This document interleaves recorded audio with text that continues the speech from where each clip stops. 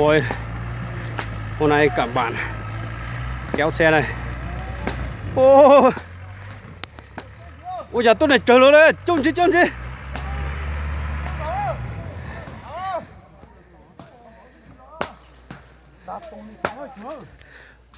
Tung lên mạng à?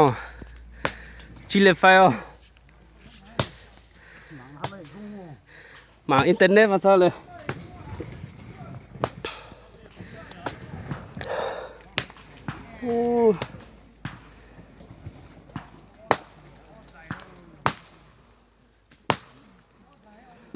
cái ăn sẵn thấu nữa.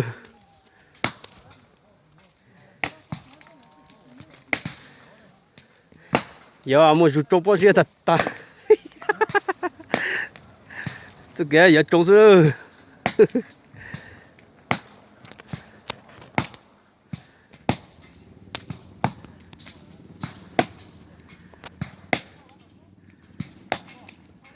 Cho trông kia là trông gió lùa là lùa.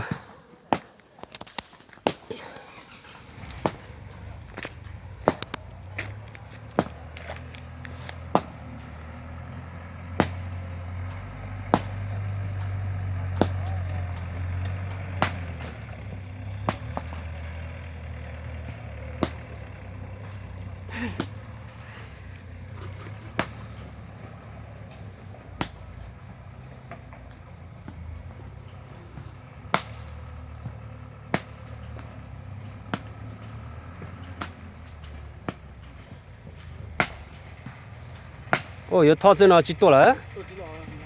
Ồ. Yeah. Ôi, giờ là chị chỉ lo. Tôi cùng chuyện nè.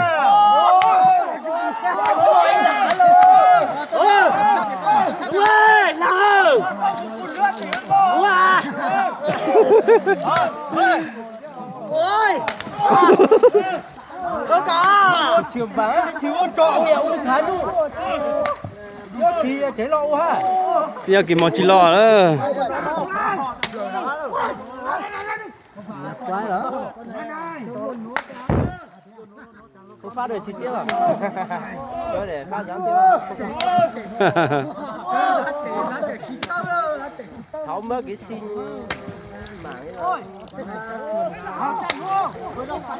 ôi mẹ đưa mấy con rồi đấy.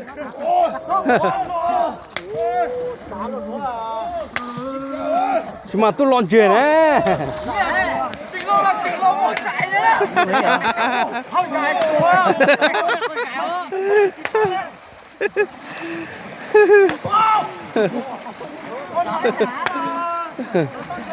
Sao tao trắng à? màu là Sao tao trắng à? chẳng lon chuyện là phải xuống tôn này đi còn chớ lon nữa rồi còn những cái nữa Mà từ sau nó mà lấy số tuần này chỉ bữa. con nó xuống đi dữ liệu cho phát chi tiết mà Nó qua tăng dữ liệu nó chỉ cài đặt nữa nó như dùng wifi rất là chỉ cài đặt là nó là xí cho nó ba ôi lấy cái từ nó ta kia nó thọ sử dụng mà nó sau là phát nó lấy quay phát chi tiết rồi là quay lo nó là một tung mạng.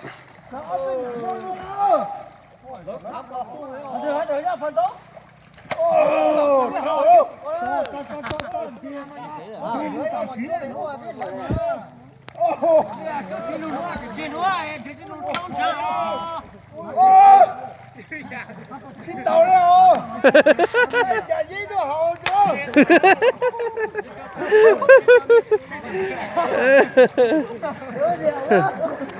Cho cái nhân đó chỉ cho nó sư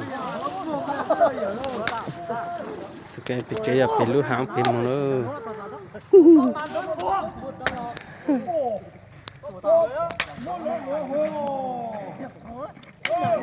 Có núi rồi.